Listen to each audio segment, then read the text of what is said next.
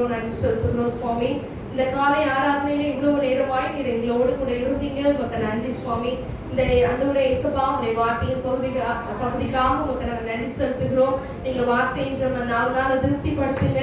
நீங்க எங்களோடு பேசுங்க, எங்களுடைய இருதயத்துக்கு ஏற்ற வார்த்தைகளை பேசுங்க. உங்களுடைய சத்தத்தை நாங்கள் கேட்க ஆண்டவரை கேட்கிறவர்களாய் மாத்திரமல்லாது படிக்க எங்களுடைய இருதயத்தில் அவைகள் கிரியை செய்யும்படியாக நாங்கள் ஜெபிக்கிறோம். இப்பாடியே உங்களுடைய கரத்துல ஒப்பு கொடுத்து ஜெபிக்கிறேன். நீங்க மூடி மறைத்துக் கொள்ளுங்க. சுயமான வார்த்தைகள் வெளிவராத படிக்க அப்பா உடைய சித்தத்தை மாத்திரம் செய்ய நீங்க கிருபை தருவீராக. இயேசுவின் நாமத்தில் ஜெபிக்கிறோம் நல்ல பிதாவே, ஆமென். ஹல்லேலூயா. எல்லாரும் சேர்ந்து உற்சாகமா சொல்லலாம். நல்ல கரங்களை உயர்த்தி ஹல்லேலூயா, ஹல்லேலூயா. யாருக்கு எடுத்துக்கொண்ட வேத பகுதி யோசுவாவின் புத்தகம் 1வது அதிகாரம் 5வது வசனம். நீ உயிரோடு இருக்கும் நாளெல்லாம் ஒருவனும் உனக்கு முன்பாக எதிர்த்து நிற்பதில்லை. நான் மோசேயோடு இருந்தது போல உன்னுடன் இருப்பேன். நான் உன்னை விட்டு விலகுவதும் இல்லை, கைவிடுவதும் இல்லை. ஆமென் சொல்லுங்க பார்க்கலாம். எல்லாரும் வேத பகுதியை திருப்பிக் கொள்ளுங்க. யோசுவா 1வது அதிகாரம் 5வது வசனம். எல்லாரும் உங்களுடைய வேத புத்தகத்தை கொண்டு வந்துக்கிறோம். எல்லாம் வேதத்தை திருப்பிக் கொள்ளுங்க. எடுத்துட்டீங்களா? யோசுவாவின் புத்தகம் 1வது அதிகாரம் 5வது வசனம். எல்லாரும் சேர்ந்து வாசிக்கலாமா? நீ உயிரோடு இருக்கும் நாளெல்லாம் இருந்தது போல உன்னோடு இருப்பேன்.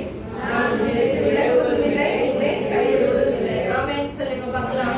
நான் உன்னை விட்டு விலகுவதும் இல்லை, உன்னை கைவிடுவதும் இல்லை. இந்த ஆராதனை ஆரம்பத்திலிருந்து தேவன் பேசுகிற அதே வார்த்தைகள். ஆமென் சொல்லுங்க பார்க்கலாம். நம்ம திருச்சபையில் அடிக்கடி அண்ணன் சொல்ற காரியம் எல்லாரும், அதாவது முழு நேரமும் எல்லாரும் வந்துருங்க, ஆரம்பிச்சபத்துக்கே வந்துருங்க. ஆண்டவர் எப்பனாலும் என்ன பண்ணுவாரு?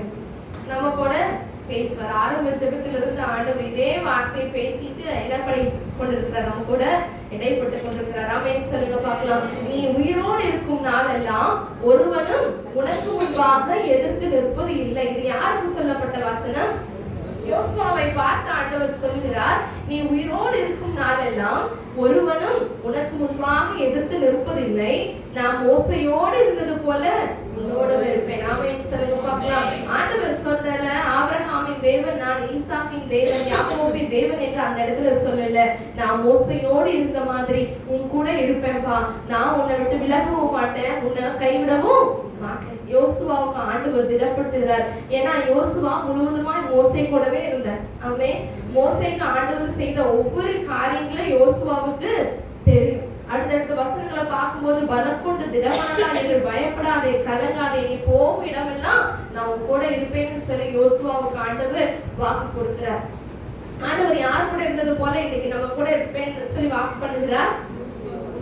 மோசையோடு இருந்தது போல. ஆமென் சொல்லுங்க பார்க்கலாம். இந்த மோசையோடு இருந்தது போல அப்படிங்கும்போது மோசையினுடைய வாழ்க்கையை கொஞ்சம் நாம என்ன பண்ண போறோம்? திருப்பி பார்க்க போகிறோம். யாத்ராகமம் 2வது அதிகாரம் முதல் 3 வசனங்களை வாசிக்கும் பொழுது, லேவியின் குடும்பத்தாரே ஒருவன் லேவியின் குமார்த்திகள் ஒருத்தியை விவாகம் பண்ணினான். அந்த ஸ்திரீ கர்ப்பவதியாகி ஒரு ஆண் பிள்ளையை பெற்று அது அளவோடு என்று கண்டு அதை 3 மாதம் ஒளித்து வைத்தாள். அவள் அதை அப்புறம் ஒளித்து வைக்க கூடாமல் ஒரு நாணல் பெட்டியை எடுத்து அது பிசினும் கீழும் பூசி அதிலே பிள்ளையை வளர்த்தி நதியோரமாய் நாணலுக்குள்ளே வைத்தாள். இங்க பாத்தீங்கன்னா ஒரு லேவியின் குமார்த்திகள் குடும்பத்துல ஒருத்தர் என்ன பண்றாங்க? ஒரு குழந்தையை பெற்றெடுக்கிறாங்க. அந்த தாய்க்கு அந்த குழந்தையை பார்க்கும்போது அது மிகவும் அது அழகுள்ளது என்று கண்டாங்களா? அது எப்படிப்பட்டதா இருக்கிறது? அது அழகுள்ளது என்று கண்டு என்ன பண்றாங்க? ஒளிச்சு வைக்கிறாங்க. எதுக்காக இந்த குழந்தையை ஒளிச்சு வைக்கணும்? ஏன்னா தேசத்தின் கட்டளை அப்படிதான். என்னன்னா ஆண் பிள்ளைகள் பிறந்தாங்கன்னா அப்பவே கொன்றணும் அப்படின்னு சொல்லி மருத்துவச்சிகளுக்கு சொல்லியிருக்காங்க. ஆனா அவர்கள் கர்த்தருக்கு பயந்ததுனால அந்த காரியத்தை அந்த பொல்லாம செய்யாம இருந்தாங்க. அந்த 1வது அதிகாரம் கடைசி வசனத்தை வாசிக்கும் பொழுது 21வது வசனத்தில் வாசிப்போமா? தேவனுக்கு பயந்ததினால் அவர்களுடைய குடும்பங்கள் தலைக்கும்படி செய்தார். அப்பொழுது பார்வோன் பிறக்கும் ஆண் பிள்ளைகளை எல்லாம் நதியிலே போட்டு விடவும் பெண் பிள்ளைகளை எல்லாம் உயிரோடே வைக்கவும் என் ஜனங்கள் எல்லாருக்கும் கட்டளையிட்டார். இந்த இடத்துல பார்க்கும்போது பிறக்கக்கூடிய ஆண் பிள்ளைகளை என்ன பண்ணுங்க? சரி, அப்படிதான் வந்து சுகமா பிறந்துச்சாலும் அந்த ஆண் பிள்ளைகளை என்ன பண்ணுங்க? போய் நதியில போட்டுருங்க. நதியில முங்கி என்ன ஆயிடும்? மறிச்சு போயிடும். பெண் பிள்ளைகளை உயிரோட வைங்க. அப்ப மோசையினுடைய வாழ்க்கை பிறக்கும் பொழுதே எப்படிதான் இருக்கு? மரண பள்ளத்தாக்குதான். ஆமென் சொல்லுங்களேன். அப்ப அந்த அம்மாவால 3 மாசத்துக்கு அப்புறம் என்ன பண்ணல, ஒளிச்சு வைக்க முடியல. இப்ப ராஜாவின் கட்டளைப்படி அவங்க வந்து தண்ணிக்குள்ள கொண்டு போய் போட்டுட்டாங்கன்னா அது என்ன ஆகும்? மோசே மரிக்க வேண்டியவன். ஆமென். அவன் பிறக்கும் பொழுதே அவனுக்கு மரண தண்டனைங்கிற மாதிரி தான் இல்ல. ஆனா கர்த்தருடைய பார்வையில ஆண்டவர் அவனை குறித்து ஒரு திட்டத்தை வைத்திருந்தார். மோசையை குறித்து தேவன் ஒரு திட்டத்தை வைத்திருந்தார். 3 மாசத்துக்கு அப்புறம் ஒளிச்சு வைக்க முடியலன்னு சொல்லி அவங்க அம்மா போய் என்ன செய்யல, நதியில தான் விட்டாங்க. ஆனா பாதுகாப்பாய் விட்டாங்க. ஆமென் சொல்லுங்க பார்க்கலாம். அத தூக்கி கொண்டு போய் நதியில தண்ணியில முங்கி சாப்பிடும்படியா விடுங்க. அதை வந்து அழகான ஒரு பெட்டியை செஞ்சு அந்த பெட்டிக்குள்ள தண்ணி போயிடாதபடிக்கு என்ன பண்றாங்க, அதை அழகா மேலும் கீழும் என்ன பூசிருக்கிறாங்க, பிசினும் கீழும் பூசி அதுல பிள்ளையை வளர்த்தி நதியோரமாய் நாணலுக்குள்ள வச்சாங்க. ஆமென் சொல்லுங்களேன். அந்த நாணலுக்குள்ள வச்சாங்க. நீங்க நல்லா யோசித்து பாருங்க. அந்த இடத்துல தேவனுடைய தீர்மானம் நிறைவேறுகிறது. அவனை குறித்து, மோசையை குறித்து தேவன் வைத்திருக்கிற திட்டம். அவன் ஒருவேளை தனித்து விடப்பட்டிருக்கலாம். அந்த 3 மாசம் அவங்க அம்மா வச்சிருந்தாலும் ஒளிச்சு வச்சிருந்தாங்க. அப்ப யாராவது வீட்டுக்குள்ள வரும்பொழுது என்ன பண்ணுவாங்க, அந்த குழந்தை ஒரு டார்க்கான இடத்துல வச்சுட்டு என்ன பண்ணிருப்பாங்க, அவங்க வெளியில இருக்கிறவங்க வந்து பார்த்திருப்பாங்க. ஆனா கர்த்தர் அவரோட கூட இருந்தார். கர்த்தர் மோசையோடு கூட இருந்தார். மோசே தனிமையா இருக்கல. ஏன்னா ஆண்டவர் சொல்லிட்டார், நான் மோசே கூட இருந்த மாதிரி தான் உங்க கூட இருப்பேன். ஆமென் சொல்லுங்களேன். அடுத்து பாருங்க, அங்க நதியில அவங்க அம்மா தனியா விட்டுட்டு அவங்க அம்மா போயிட்டாங்க. இனிமே அந்த அம்மாவும் இல்ல. ஆனா ஏசப்பா கூட இருந்தாங்க. ஆமென் சொல்லுங்க பார்க்கலாம். ஆண்டவர் அந்த மோசையோட கூட இருந்தார். அந்த நதியில எத்தனையோ பேர் வந்திருக்கலாம். ஏன் ராஜாவே கூட வந்திருக்கலாம். பார்வோன் வந்திருந்தா என்ன பண்ணிருப்பாங்க, தூக்கி ஐயா இது என்ன நான் தண்ணியில தானே போட சொன்னேன்னு சொல்லி தூக்கி போட்டிருக்கலாம். ஆனா பார்வோனின் குமாரத்தி ஸ்நானம் பண்ணும்படியாய் வராங்க. பொதுவா பெண்களுக்கு ரொம்ப என்னது, எப்ப ஒருத்தவங்க அழுதாங்கன்னா கொஞ்சம் நம்மளுக்குள்ள என்ன வந்துடும், சேர்ந்து அழிவு வந்துடும். அடுத்த ஒரு காரியத்தை பாருங்களேன். 5வது வசனத்தை பார்க்கும் பொழுது, அப்பொழுது பார்வோனுடைய குமாரத்தி நதியில் ஸ்நானம் பண்ண வந்தால் அவருடைய தாடிகள் நதியோரத்தில் உலாவினார்கள். அவள் நானும் அவங்க வந்து நதியோரத்துல பாத்தீங்கன்னா அந்த பிள்ளைய வளர்த்து, அந்த பிள்ளைய வந்து அவங்க அம்மா வந்து வச்சது நதியோரமாய் நாணலுக்குள்ளே. நதியோரமாய் லாந்திட்டு இருக்கிறது யாரு, தாதிகள். ஆனா கண்ணில் பட்டது யாருக்கு, பார்வோனின் குமாரத்திக்கு தான் கண்ணில் பட்டுச்சு. அப்ப தாதி அனுப்பி என்ன செய்யறா, அதை கொண்டு வரும்படியாய் சொல்லுறா. இவ்வளவு நேரம் அழுகிற சத்தம் கேட்கல. அப்ப வந்து பார்வோனின் குமாரத்தி திறக்கும் பொழுது, அதை திறந்த பொழுது பிள்ளையை கண்டால், பிள்ளை என்ன செஞ்சுதான், அழுகு. பார்வோனின் குமாரத்தி உடனே என்ன பண்றா, அவள் அதன் மேல் இரக்கமுற்று, இது எபிரேய பிள்ளைகளில் ஒன்று. பார்வோனின் குமாரத்திக்கு தெரிஞ்சிருச்சு இது எபிரேய பிள்ளைகள்ல ஒண்ணுதான். ஆமென் சொல்லுங்களேன். இந்த எபிரேய குமாரத்திகளில் ஒன்று. கட்டளை என்னன்னு பார்வோனின் குமாரத்திக்கு தெரியும். அது எபிரேய குழந்தையா இருந்தா அது நதியில போட்டு அதை சாகடிக்க வேண்டும். ஆமென் சொல்லுங்களேன். ஒருவேளை தாதிமார்கள் அதை போய் எடுத்திருந்தாலோ, ஒருவேளை அதற்கு முன்பதாக அழுதிருந்தாலோ என்னதான் நடந்திருக்கும், யாரா இருந்தாலும் அதை என்ன பண்ணணும், கட்டளைப்படி அதை தூக்கி என்ன பண்ணுவாங்க, தண்ணிக்குள்ள போடுவாங்க. ஆனா கர்த்தர் மோசையோட இருக்கிறார். ஆமென் சொல்லுங்க பார்க்கலாம். கர்த்தர் மோசையோட இருந்ததுனால அது பார்வோனின் குமாரத்தியோட கண்ணதான் பட்டுச்சு. திறந்ததுக்கு அப்புறம் தான் அந்த குழந்தை அழுதுச்சு. ஆமென். அதை கண்டால் திறந்தால் பிள்ளை அழுது. அதுக்கப்புறம் பார்வோனின் குமாரத்திக்குள்ள என்ன வருது, அந்த அழுகிற குழந்தைய பார்த்து ஒரு இரக்கம் வருது. இது எதனால் வந்தது, இருதயத்தை கடினப்படுத்துகிறதும் இரக்கமாக்குறதும் கர்த்தர் தான். ஆமென் சொல்லுங்களேன். மோசே வந்து அந்த 10 வாதைகளையும் வந்து மோசே மூலமா ஆண்டவர் செய்யும் பொழுது அவர் அடிக்கடி சொல்வார், நான் பார்வோனின் இருதயத்தை கடினப்படுத்துவேன். அப்ப பார்வோனின் குமாரத்தியோட இருதயத்தை என்ன பண்ணாரு, ஆண்டவர் அதன் மேல இரக்கமுற்று, இது எபிரேய பிள்ளைகளில் ஒன்று அப்படின்னு சொன்னாங்க. அப்பதான் பின்னாடியே வந்துட்டு இருந்த அந்த அக்கா என்ன பண்றாங்க, அதுக்கு தமக்கை வந்து என்ன சொல்றாங்க, அக்கா யாரு, மோசேயினுடைய அக்கா பெயர் என்ன, மிரியாம். மிரியாம் வந்து என்ன செய்யறாங்க, அதுல வளர்க்கறதுக்காக பால் கொடுக்கும்படியா, இப்ப 3 மாசம் வளர்ந்த தாய்ப்பால் வேணும் இல்ல, அப்ப நான் அதை கொடுக்கறதுக்காக நான் உங்களுக்கு எபிரேய ஸ்திரீல ஒரு ஆளை நான் உங்களுக்கு கொடுக்குறேன் அப்படின்னு சொல்லிட்டு தனித்து விடப்பட்ட மோசே இப்போ பார்வோனின் குமாரத்திக்கிட்ட ஒரிஜினல் அம்மாவே வராங்க. ஆமென் சொல்லுங்களேன். அந்த அம்மா வந்து என்ன சொல்லல, அதை கொள்றதுக்கு மனசு இல்லாம வச்சுட்டு போனாங்க. இப்ப அதே அம்மாவின் கையில் ஆண்டவர் மீண்டுமா இந்த குழந்தை என்ன பண்றாரு, கொடுக்கிறார். ஆமென் சொல்லுங்க பார்க்கலாம். அப்படி என்ன பண்றாரு மறுபடியும்? ஆனா பாருங்களேன், தன் சொந்த மகனை வளர்ப்பதற்காக அவளுக்கு கூலி பெறுகிறார். ஆமென். கரெக்டா? நீ இதை எனக்கு வளர்த்து கொடுத்துரு, நான் உனக்கு என்ன தந்துடுறேன்? சம்பளம் தந்துடுறேன். 9வது வசனத்துல கடைசி பகுதியை பார்க்கும்போது வாசிப்போமே. நான் இந்த பிள்ளையை எடுத்துக்கொண்டு போய் அதை எனக்கு நீ கொண்டு போ, அதை வளர்க்கறது எனக்காக வளர்த்துடு, நான் உனக்கு சம்பளம் கொடுக்கிறேன் அப்படின்னு சொல்லிட்டு அந்த ஸ்திரீக்கு சொல்றாங்க. அப்போ மோசே 3 மாச குழந்தையா இருக்கும் பொழுதே தன் குடும்பத்துக்காக என்ன பண்றாரு? ஒரு ஆசீர்வாதமான பாத்திரமாய் ஆண்டவர் வைத்திருக்கிறார். ஆமென் சொல்லுங்க பார்க்கலாம். அவன் தனித்து விடப்பட்டிருக்கலாம், ஆனா கர்த்தர் அவனோட இருந்தார். ஆமென் சொல்லுங்களேன். அவன் மூலமாய் அவன் 3 மாச குழந்தையா இருக்கும் பொழுதே தன்னுடைய குடும்பத்தை ஆதரிக்கும்படியாய் தேவன் அவனை வைத்தார். ஹல்லேலூயா, ஹல்லேலூயா. அடுத்து வாசிக்கும் பொழுது 15வது வசனத்தை வாசிக்கும் பொழுது இது 11வது வசனத்தை 10வது வசனம் 11வது வசனத்தை வாசிப்போம்.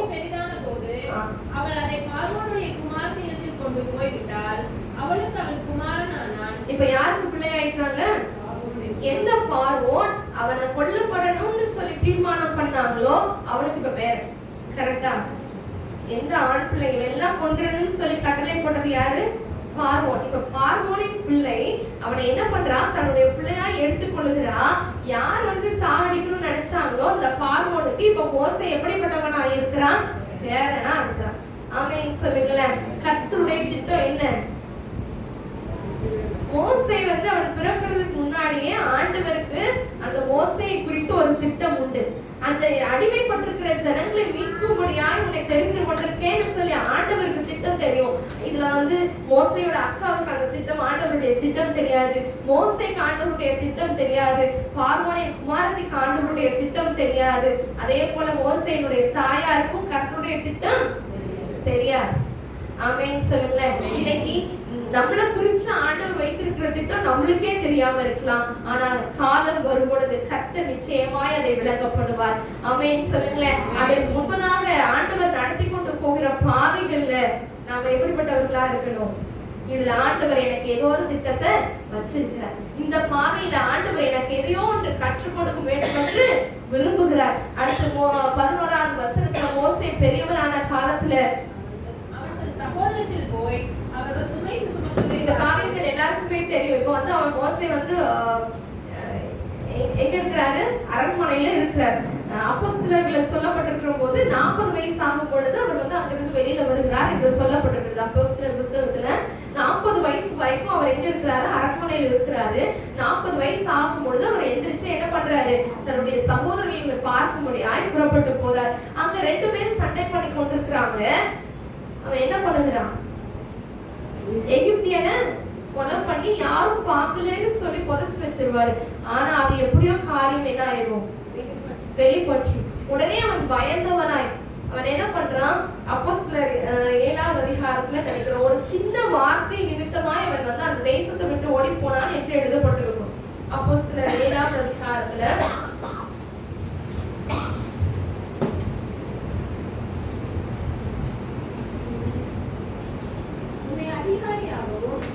நியாயாதிபதியாகவும் 29வது வசனம் 28 29 பாத்தீங்கன்னா, நேற்று நீ அந்த எகிப்தியனை கொன்றது போல என்னையும் கொன்று போட மனதாய் இருக்கிறாயோ? இந்த வார்த்தை நிமித்தம் ஒரே ஒரு சின்ன வார்த்தை தான் அவன் மோசே என்ன செய்கிறார்? எகிப்தை விட்டுட்டு ஓடுகிறார். ஆமென் சொல்லுங்க பார்க்கலாம். அந்த ஒரு வார்த்தைக்கு அவர் பயந்தவராயிட்டார். ஐயோ நம்ம பார்த்துட்டாங்களோ, எல்லாருக்கும் விஷயம் தெரிஞ்சிருச்சோ. அப்ப பார்வோன் என்ன பண்றாரு? தன்னுடைய தாத்தா என்ன செய்யறாரு சொல்லுங்களேன்? மோசைய கொலை செய்யணும்னு முடிவு பண்ணிட்டாரு. அப்ப பாருங்க 15வது யாத்ராகமம் 2வது அதிகாரம் 15வது வசனத்தை வாசிக்கும் போது, பார்வோன் அந்த காரியத்தை கேள்விப்பட்ட போது மோசேயை கொலை செய்ய வகை தேடினான். மோசே பார்வோனிடமிருந்து தப்பியோடி மீதியான் தேசத்தில் போய் தங்கி ஒரு குறுவண்டையிலே உட்கார்ந்திருந்தான். அங்க எங்க இருக்கிறாரு? மறுபடியுமான ஒரு தனிமையான ஒரு வாழ்க்கை. ஆமென் சொல்லுங்களேன். பிறக்கும் போதே தனிமை. 3 மாசம் குழந்தையா இருக்கும் போதும் நதியில தனிமை. ஆனா ஆண்டவர் அவர் அப்படியே விட்டு விடல. மறுபடியும் அரண்மனையில வச்சிருந்தாரு. இப்ப அரண்மனையில இருந்த இந்த மனுஷன் என்ன பண்றாரு? போய் பார்வோனுக்கு தப்பி ஓடி மீதியான தேசத்துல ஒரு துறவண்டையில போய் உட்கார்ந்து இருக்கிறதே நம்ம பார்க்க முடியும். அப்ப அந்த துறவண்டையில இருக்கும் பொழுது மோசேயினுடைய உள்ளம் எப்படி இருந்திருக்கும்? இனிமே நம்ம எங்க போவோம், அடுத்த நேரம் சாப்பாட்டுக்கு நம்ம என்ன செய்ய போறோம்? இவ்வளவு நாள் நல்ல அரண்மனையில ராஜ விருந்தாக சாப்பிட்ட ஒரு மோசே இப்ப எங்க இருக்கிறாரு? எல்லாத்தையும் விட்டு விட்டு தனியா உடைத்தார். சப்போர்ட்டுக்கு ஆறு இல்ல. அந்த சமயத்துல ஆண்டவர் ஒரு குடும்பத்தை அனுப்புகிறார். ஆமென் சொல்லுங்க பார்க்கலாம். நம்ம ரெகுவேலினுடைய பிள்ளைகள் எத்திரோவேல் குமாரர்கள், எத்திரோவேல் இருக்கும் ஒரு இடத்துல ரெகுவேல் என்றும் இருக்கும். அவருடைய குமாரத்திகள் வந்து அந்த ஆடுகளுக்கு தண்ணீர் காட்டும்படியா வர்றாங்க. அப்ப மோசே அவங்களுக்கு துணை நின்று என்ன பண்றாரு? மோசே அவங்களுக்கு துணை நின்று என்ன செய்யறாரு? தண்ணீரை காட்டும்படிக்கு ஹெல்ப் பண்றாரு. கரெக்டா? இப்ப அவங்க வீட்டுக்கு வேகமா போயிட்டாங்க. அந்த பிள்ளைங்க எல்லாம் ஒரு என்ன சொல்லிட்டாங்க, அப்பாடே இன்னைக்கு நம்ம சீக்கிரமா வேலை முடிஞ்சிட்டுன்னு சொல்லிட்டு வேகமா வீட்டுக்கு போனோடனே, இன்னைக்கு என்ன நீங்க சீக்கிரம் வந்துட்டீங்கன்னு தகப்பன் கேட்கிறார். தகப்பன் கிட்ட என்ன சொல்றாங்க? ஒரு எகிப்தியன். இப்ப வந்து மோசே எப்படிப்பட்டவனாய் அடையாளம் காணப்படுகிறான்? எகிப்தியனாக அடையாளம் காணப்படுகிறான். ஒரு எகிப்தியன் எங்களுக்காக வந்து துணை நின்று எங்களுக்கு தண்ணி காமிச்சாங்க, அதனால நாங்க வந்துட்டோம், சீக்கிரம் வந்துட்டோம் அப்படின்னு அவங்க தகப்பன் சொல்றாரு, நீங்க அந்த மனுஷனை கூட்டிட்டு வராம விட்டுட்டு என்ன? ஆமென் சொல்லுங்களேன். அவன் தனிமையா இருக்கிறான். உதவி செய்யப்பட்டது யாருக்கு? அந்த மாமனுடைய பிள்ளைகளுக்கு. இது வரைக்கும் மாமன் ஆகல. அவன் ஒரு ஆசாரியனுடைய குமார்த்திகள். அந்த குமார்த்திகள் அங்க இருந்து தண்ணி காமிச்சனே அவங்களால முடிஞ்சிச்சு, அவங்க போயிட்டாங்க. ஆனா கர்த்தர் என்ன செய்கிறார்? மோசேக்கு தேவையானதை ஒரு இடத்துல ஆயத்தம் பண்ணிட்டு இருக்கிறார். ஆமென் சொல்லுங்களேன். அப்ப அந்த ரெகுவேல் என்ன சொல்றாங்க, நீங்க அந்த மனுஷனை விட்டுட்டு வந்து நான் போய் கூட்டிட்டு வாங்க அப்படின்னு சொன்னோடனே கூட்டிட்டு வர்றாங்க. மோசே என்ன செய்யறாரு? அவங்களோட தங்கி இருக்கும்படி சம்மதிக்கிறார். அந்த வசனத்தை வாசிப்போமா? மோசே அந்த மனிதனுக்கு தங்கியிருக்க சம்மதித்தான். அவன் சிப்போரால் இருந்த 2வது அதிகாரம் 20வது வசனத்திலிருந்து வாசிப்போம். அந்த குமாரத்தியை பார்த்து அவன் எங்கே? அந்த மனிதனை நீங்கள் விட்டு வந்தது என்ன? போஜனம் பண்ணும்படிக்கு அவனை விட்டு வந்தது என்ன? போஜனம் பண்ணும்படிக்கு அவனை அழைச்சிட்டு வாங்க. எதுக்காக? அவன் இன்னும் சாப்பிடாம துறவண்டையில உட்கார்ந்து இருக்கிறான். அது கர்த்தருக்கு தெரியும். ஆமென் சொல்லுங்களேன். அவனை சாப்பிடுறதுக்காக கூட்டிட்டு வாங்கன்னு சொல்லி ரெகுவேல் வந்து குமார்த்திகள் கிட்ட சொல்றாங்க. அவங்க போய் கூட்டிட்டு வந்ததுக்கு அப்புறம் அவன் என்ன செய்யறான்? அவங்களோட தங்கி இருக்கிறதுக்காக சம்மதிக்கிறான். தங்கி இருந்தது மாத்திரம் இல்ல, அவனுக்கு பர்மனண்டாவது துணை வேணும்னு சொல்லி ஆண்டவர் என்ன செய்யறாரு? சிப்போரால ஆமென் சொல்லுங்க பார்க்கலாம். அவங்க சிப்போரால திருமணம் செஞ்சாங்க. அதுக்கப்புறம் பிறந்த குழந்தை அவள் ஒரு குமாரனை பெற்றாள். நான் அந்நிய தேசத்தில் பரதேசியா இருக்கிறேன்னு சொல்லிட்டு கெர்சோம்னு பேர் வச்சாங்க. அடுத்த ஒரு பையனுக்கு பேர் வச்சாங்களா? அவர்கள் அதுக்கடுத்தது பாத்தீங்கன்னா கர்த்தருடைய சத்தம், அந்த அடிமைத்தனப்பட்டிருக்கக்கூடிய அந்த ஜனங்களுடைய சத்தம் கர்த்தருடைய காதுகளை எட்டுகிறது. இப்ப வந்து இந்த மோசே வந்து அடுத்து என்ன செய்யறாருன்னா ஆடுகளை மேய்ச்சிட்டு இருக்கிறார். ஆமென் சொல்லுங்களேன். ஆடுகளை மேய்ச்சவன் அரசனாகிறதும் அரசனா இருக்கிறவனை ஆடுகளை மேய்க்க வைக்கிறதும் யாருடைய காரியமா இருக்கு? கர்த்தருடைய காரியம். ஆமென். தாவீது ஆடுகளை மேய்ச்சிட்டு இருந்தான். அவனை கொண்டு போய் தேவன் அரண்மனையில உட்கார வச்சார். இந்த மோசே அரண்மனையில ஜாலியா இருந்தாரு.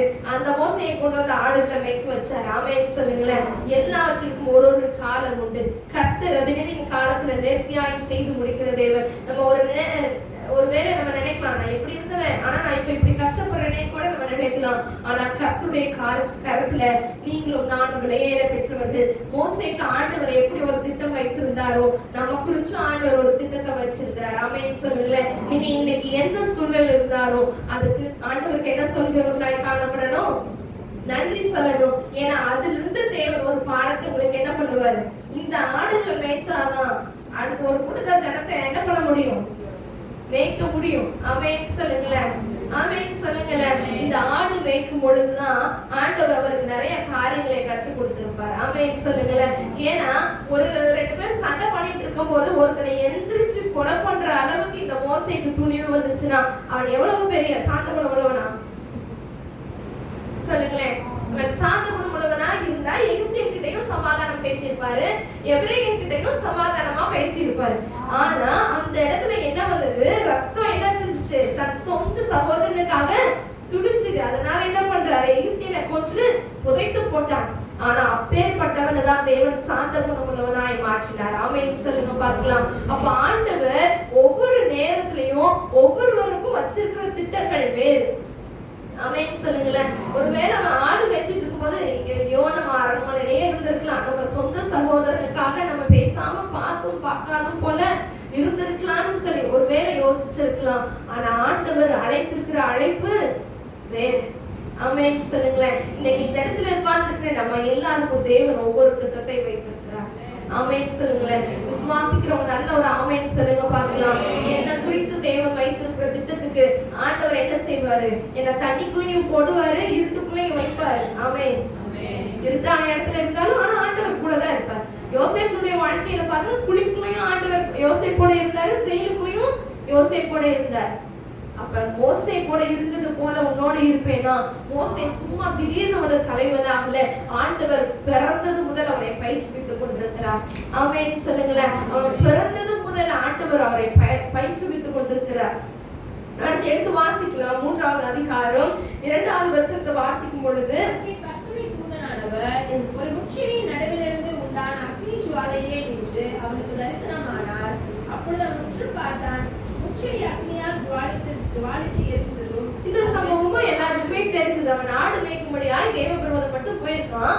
அப்போ ஒரு பச்சை முட்செடி இல்ல, அது இப்போ வந்து பச்சை செடி எரியாது, ஆனா அது எரிஞ்சிட்டு அக்னி வந்து அதுல நல்லா எரிந்து கொண்டிருக்கிறது. அவன் உற்று பார்க்கிறான். எரிஞ்சாலும் எவ்வளவு நேரம் எரியணும்? ஒரு கட்டத்துல அது எரிஞ்சு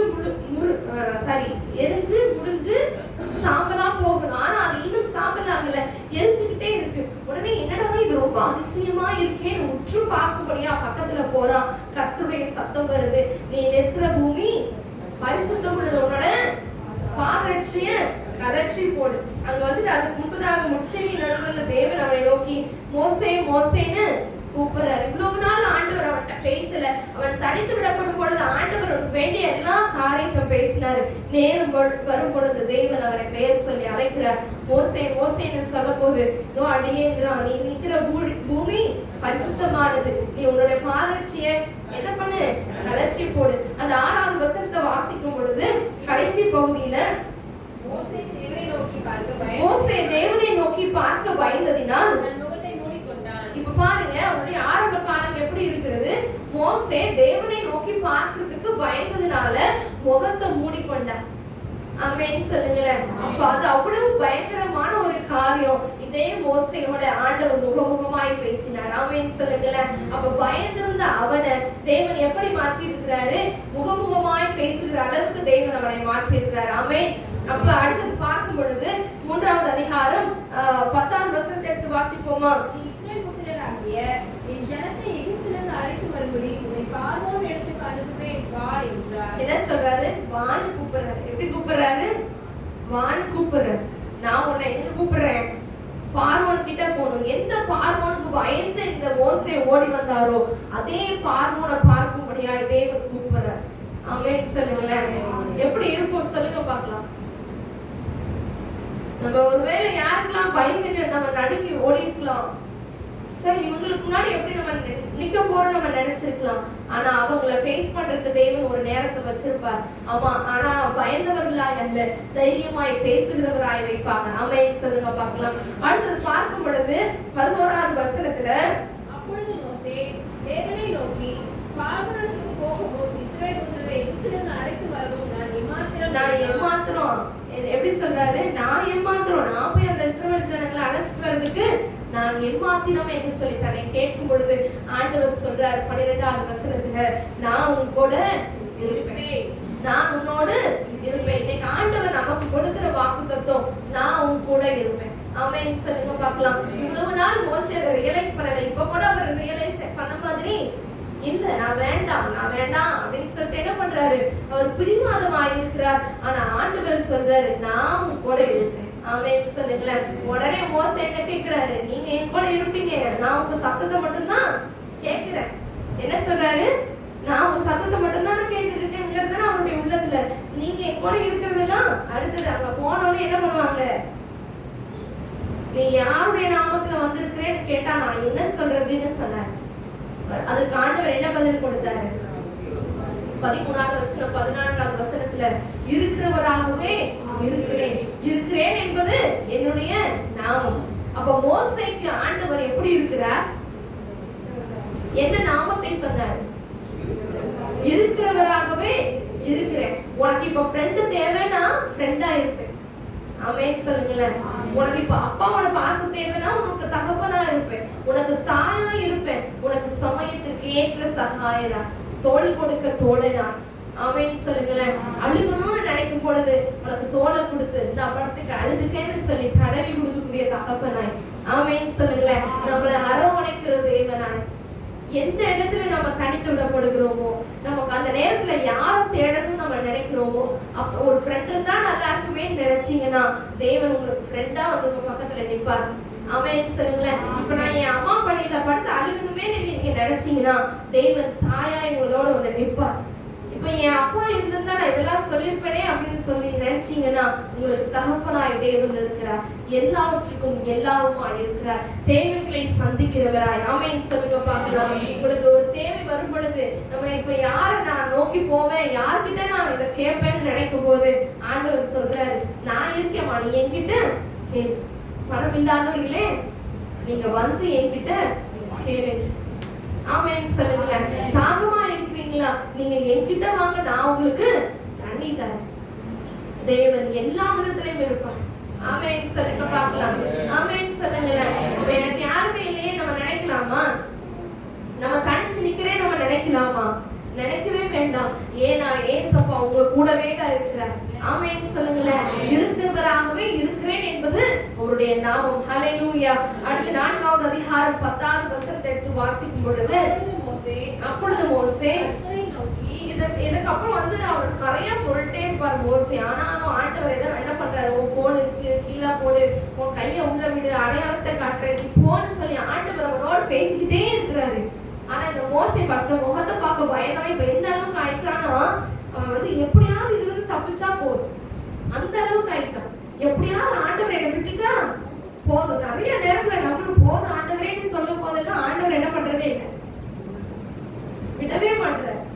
நம்ம எத்தனை தடவை அடிக்கடி பாருங்க போதும் ஏசப்பா அப்படி நம்ம நினைக்கும் போது ஆண்டவர் என்ன நம்ம போதுன்னு சொல்லிட்டு ஆண்டவர் வேணும்னு சொல்லுவார். ஆமென் சொல்லுங்களேன். எலியா அவனுடைய வாழ்க்கையில போதும் கர்த்தாவே என்னோட எடுத்துக்கோங்க அப்படின்னா தட்டி எழுப்பி இந்த அவரே சாகணும்னு படுத்திருப்பாரு. அவர் எதுக்காக படுத்திருப்பாரு? சாகணும்னு சாப்பிடாம படுத்திருப்பாரு. ஆனா தேவன் என்ன பண்றாரு, ஒன்னு அழைச்சது நீ சாகிறதுக்காக நான் உன்னை அழைக்கிறேன், தட்டி எழுப்புவாரு. நல்லா சுட சுட சாப்பாடு. அவர் என்ன பண்ணுவாரு, எலியாலாம் பயங்கரமான ஆளு.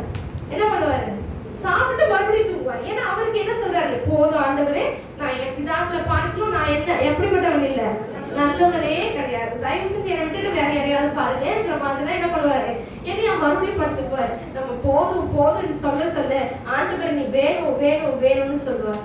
ஆமென் சொல்லுங்களேன். 2வது தட்டி எடுத்தவர் என்ன சொன்னாரு, போதும்பா நீ தூங்குனது போதும், எந்திரிச்சு கிளம்புறியா அப்படின்னு சொன்ன உடனே அந்த ஆகாரத்தின் பலத்தினால 40 நாள் இரவு பகலா ஓடி இருக்கிறார். ஆமென் சொல்லுங்களேன். கர்த்தர் தருகிற பலன் அது எப்படிப்பட்டதான ஒரு பலன், காண்டாமிருகத்துக்கு ஒத்த பலன். இன்னைக்கு நாம பலவீனப்பட்டவர்களா இருக்கலாம், ஆனா கர்த்தருடைய பலத்தினால நம்ம சாப்பிடுறோமோ சாப்பிடலையோ கர்த்தர் கொடுக்கிற பலன் நம்மளுக்குள்ள இருக்கும் பொழுது அந்த பலத்தினால என்னை பலப்படுத்துகிற கிறிஸ்துவினால எல்லாவற்றையும் செய்து முடிக்க எனக்கு பலன் உண்டு. எல்லாம் அந்த பார்வோனை எதிர்கொள்வதற்கு எனக்கு பலன் உண்டு. ஆமென் சொல்லுங்களேன். அப்ப 10வது வசனத்தை வாசிங்களேன்.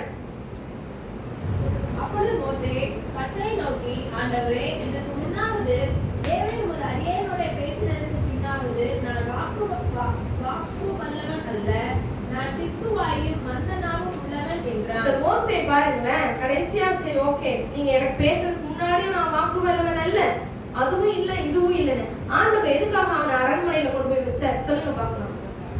ஒளிச்சு வச்ச இடத்துலயே ஆண்டவர் அவன் அழிக்காம இன்னும் சத்தம் போடாம வெளியில வச்சிருக்கலாம். ஆனா ஆண்டவர் அந்த 3 மாசத்திலேயே பார்வோனை குமார்த்தியிலப்பா கண்ணுல படுற வச்சாரு. அதுக்கடுத்து என்ன செஞ்சு வச்சிருக்காரு, அரண்மனையில 40 வருஷம் எதுக்கு உட்கார வச்சாரு தெரியுமா? எடுத்து வாசிக்கலாம். அப்போஸ்தலர் 7வது அதிகாரம் 22வது வசனத்தை வாசிப்போமா? மோசே எகிப்தியருடைய சகல சாஸ்திரங்களையும் மோசே எகிப்தியருடைய சகல சாஸ்திரங்களிலும் கற்பிக்கப்பட்டு வாக்கிலும் செய்கையிலும் வல்லவனானான். இந்த வாக்கிலும் செய்கையிலும் வல்லவன் தான் சொல்றான், நான் வாக்கு வல்லவன் அல்ல. மறுபடியும் வாசிக்கலாமா? அந்த 10வது வசனத்துல தேவரே ஒரு அடியேனோட பேசினதற்கு பின்னாவது நான் வாக்கு வல்லவன் அல்ல, நான் திக்குவாயும் மந்தனாவும் உள்ளவன். உனக்கு எகிப்து அரண்மனையில வச்சு ட்ரைனிங் கொடுத்ததே நம்ம ஆண்டவர், அவர்கிட்டயே இந்த மாதிரி என்ன வேலை செய்யறாங்க? நான் வாக்கு வல்லவன் அல்ல. இப்ப மறுபடியும் 7வது அதிகாரம் அப்போஸ்தலர் 7:22 வாசிக்கும் போது சகல சாஸ்திரம், அங்க நடக்கிற சாஸ்திர சம்பிரதாயம் எல்லாம் யாருக்கு தெரியும்? மோசேக்கு தெரியும். பார்வோனுடைய அடுத்த ஸ்டெப் என்னங்கிறது யாருக்கு தெரியும்? மோசேக்கு தெரியும். வாக்கிலும் செய்கையிலும் வல்லவனான, ஆமென் சொல்லுங்களேன். இந்த வாக்கிலும் செய்கையிலும் வல்லவனான இந்த மோசே அவனே மறந்துட்டான். நம்ம அந்த இடத்துல இருந்தோம், நாம் வல்லவனா இருந்தோங்கிறத மறந்துட்டான். ஆனா ஆண்டவர் மறக்கல. ஆமென் சொல்லுங்களேன். அந்த மோசே சொல்றான், நான் வாக்கு வல்லவன் அல்ல, ஆனா அதை வல்லவன் ஆக்குனதே ஆண்டவர். இதுக்கு மேல அந்த மோசே கிட்ட பேசி பேசி ஆண்டவரே என்ன ஆயிட்டாரு? டயர்ட் ஆயிட்டாரு. கோபம் வந்துச்சு. சரி பெண்ணா, உனக்கு பேசுறதுக்கு ஆள் வேணும். ஏன்னா நிறைய பேர் பாத்தீங்கன்னா இப்படி நான் எப்படின்னா நல்ல தரலாம் பேசுவாங்க. என்ன பண்ணுவாங்க? முன்னாடி வந்து பேசணும்னு சொல்லி ஐயோ ஐயோ எனக்கு வாயெல்லாம் என்ன ஆகாது வராது. மோசே ஒருவேளை அப்படிப்பட்ட ஆளா இருந்திருக்கலாம். நல்லா என்ன சொல்றது, எல்லா பாயிண்ட பிடிச்சி பேச தெரியும். ஆனா 4 பேர் முன்னாடி நின்று பேச சொன்னா வாய் உளரும். கரெக்டா? வாய் உளரும். அந்த மாதிரி போல மோசே உடனே உனக்கு பேசுறதுக்கு தானே ஆள் வேணும். உன் சகோதரன் உனக்கு ஒருத்தன் இருக்கான் தெரியுமா? அவன் வந்துட்டு இருக்கான். உன்னை பாக்குறதுக்கு அவன் வந்துட்டு இருக்கான். அவனை பார்த்தோன்னே நீ பேசுறது வந்து என்ன பண்ற? இதுக்கு அடுத்து பாத்தீங்கன்னா ஆண்டவர் சொல்லுவாரு, நான் 11வது வசனத்தையும் 12வது வசனத்தையும், மனுஷனுக்கு வாய் உண்டாக்குறது யாரு? ஊமையனையும் செவிடனையும் பார்வையுள்ளவனையும் குருடனையும் உண்டாக்குறவர் யார்? கர்த்தராகிய நான் அல்லவா? அதாவது உன்னை உண்டாக்குறதே நான் தானே. கரெக்டா? மோசையை உண்டாக்குறது நான் தானே சொல்லி கேட்கிறார். நீ போ, நான் உன் வாயோட இருந்து என்ன பண்ணுவேன்? நீ பேச வேண்டியதை உனக்கு போதிப்பேன். ஃபர்ஸ்டே சொன்னாரு நான் உன் கூட இருப்பேன்னு, இப்ப சொல்றாரு நீ போப்பா, நான் உன் வாய் கூட இருந்து நான் பேசுறேன் அப்படின்னு ஆண்டவர் சொல்றாரு. அப்பவும் என்ன சொல்றாரு? உங்களுக்கு அனுப்புறதுக்கு சித்தமா இருக்கிற வேற யாரையாவது அனுப்புங்களேன். 13வது வசனத்துல ஆண்டவரே நீர் அனுப்ப சித்தமா இருக்கிற யாரையாகிலும் அனுப்பும் என்றார். அவரோட சித்தமே நீதான ராசா. ஆண்டவரோட சித்தமே யாரு? மோசே தான். ஆனா அவர் ஆண்டவருக்கு சொல்றாரு உங்களுக்கு சித்தமா இருக்கிற வேற யாரையாவது அனுப்புங்க. அதுக்கப்புறம் தான் ஆண்டவர் சொல்றாரு, சரி உன் துணைக்கு நான் உன் சகோதரனை அனுப்புறேன் அப்படின்னு சொல்லிட்டு போகும்போது என்ன பண்ணாரு? கோலையும் எடுத்துட்டு போ அப்படின்னு சொன்னார். 17வது வசனத்தை வாசிக்கும் போது, இந்த கோலை உன் கையில பிடித்து கொண்டு போ, இதனால் நீ அடையாளங்களை செய்வாய் என்றார். என்ன சொல்றாரு? இந்த கோலையும் என்ன பண்ணு, நீ மட்டும் போன்னு சொல்லல, கூடவே என்ன பண்ணிருக்கிறாரு? கோலையும் எடுத்து கொண்டு போ. ஆமென். இந்த கோலினால நீ என்ன செய்வ? அடையாளங்களையும் அற்புதங்களையும் செய்வ. யாத்ராகமம் 14வது அதிகாரம் 21வது வசனத்தை எடுத்து வாசி. அதுக்கப்புறம் பாத்தீங்கன்னா எல்லாருக்கும் தெரியும், பார்வோனோடு போய் நிற்பான். 10 வாதைகள் அனுப்பப்படும். ஒவ்வொரு தடவையும் என்ன நடக்கும் சொல்லுங்களேன்? ஆமா, அவன் வந்து கோல் எடுத்து தண்ணி அடிச்சா தண்ணி என்ன ஆயிடும்? கோலை கீழே போட்டா, கோலை எடுத்து மேல நீட்டுனா வண்டுகள் வரும், வெட்டுக்கிளி வரும். அந்த கோலை வச்சுதான் ஆண்டவர் என்ன பண்ணாரு? நிறைய அடையாளங்களை செஞ்சார். இதுக்கப்புறம் அங்க இருந்து கிளம்பிட்டாங்க. இந்த சம்பவங்கள் எல்லாருக்கும் தெரியுங்கிறதுனால என்ன செய்யறேன், இதை விட்டுட்டு இந்த பகுதியை விட்டுட்டு அடுத்த பகுதிக்குள்ள போறோம். அப்ப 14வது அதிகாரம் யாத்திராகமம் 14வது அதிகாரம் 21வது வசனத்தை எடுத்து வாசிக்கிறது. சமுத்திரத்தின் மேல் நீட்டினான். அதுக்கு முன்பதாக பார்த்தோம்னா மோசே இப்ப வந்து மோசே அவங்க எல்லாம் கூட்டிட்டு வெளியில வந்துட்டாரு. முன்னாடி செங்கடல், பின்னாடி பார்வோன். இப்ப 21வது வசனத்தை வாசிக்கும் போது மோசே தன் கையை சமுத்திரத்தின் மேல் நீட்டினான். மோசே என்ன செய்யறாரு? ஆண்டவர் வந்து பாருங்களேன், உனக்கு வாய்தான பிரச்சனை, உன் கையினால எல்லாம் செய். ஆமென் சொல்லுங்களேன். ஆண்டவர் கையில அதிகாரத்தை கொடுத்திருக்கிறார். ஆமென். அவன் மோசே தன் கையை சமுத்திரத்தின் மேல நீட்டினான். அப்பொழுது கர்த்தர் ராமுழுவதும் பலத்த கீழ்காற்றினால் சமுத்திரம் ஒதுங்கும்படி செய்து அதை வறண்டு போக பண்ணினார். ஜலம் பிளந்து பிரிந்து போயிற்று. ஆமென் சொல்லுங்களேன். இப்போ இந்த இடத்துல பாருங்க, மோசே தன்னுடைய கையை நீட்டுறான் சமுத்திரத்தின் முன்னாடி. கர்த்தர் என்ன செய்யறார்? அவன் நீட்டின உடனே ஒரு மேஜிக் நடந்தது. மேஜிக் குச்சி கிடையாது, அது ஆண்டவர் கொடுக்குற சிக்னல். கரெக்டா? எல்லாரும் அந்த கோலை வந்து கீழே போட்டோடனே பாம்பா மாற மேஜிக்கான கோல்னு நினைக்காதீங்க. அது ஆண்டவருக்கு, நீ நீட்டின உடனே நான் செய்வேன். ஆண்டவர் தான் சொல்லுவார், நீ நீட்டு நான் செய்யறேன். ஆமென். நான் ஜெபிக்க அவர் தலையை அசைப்பார்னு சொல்லி நம்ம பாடுவோம். மோசே கையை நீட்டினாலே ஆண்டவர் என்ன செய்வாரு? வேலை செய்வார். இன்னைக்கு ஆண்டவர் நம்முடைய கரங்களில் அதிகாரத்தை கொடுத்திருக்கிறார். ஆமென் சொல்லுங்களேன். நம்முடைய கரங்களில் வேத புஸ்தகத்தை கொடுத்திருக்கிறார். ஆமென் சொல்லுங்களேன். அந்த வேத புஸ்தகம் எதுக்கு? சும்மா ஞாயிற்றுக்கிழமை கொண்டு வரோம், திறக்கிறோம், ஏதாவது சொன்னாங்கன்னா எடுத்து வாசிக்கிறோம். சிலர்லாம் எடுத்து வாசிக்கிறது கிடையாது. என்ன பண்றோம்? அப்புறம் திருப்பி கொண்டு போய் இந்த செல்ஃப்ல பத்திரமா ஒரு இடத்துல வைக்கிறோம். மறுபடியும் அடுத்த வாரம் ஞாயிற்றுக்கிழமை. அது இல்ல, ஆண்டவர் உங்களுக்கு கொடுத்திருக்கிறது அதை பயன்படுத்துறது. ஆமென் சொல்லுங்களேன். உங்களுக்கு முன்னாடி செங்கடல் போன்ற பிரச்சனை இருக்குதா, வசனத்தை சொல்லுங்க. வாயில திறந்து என்ன பண்ணுங்க?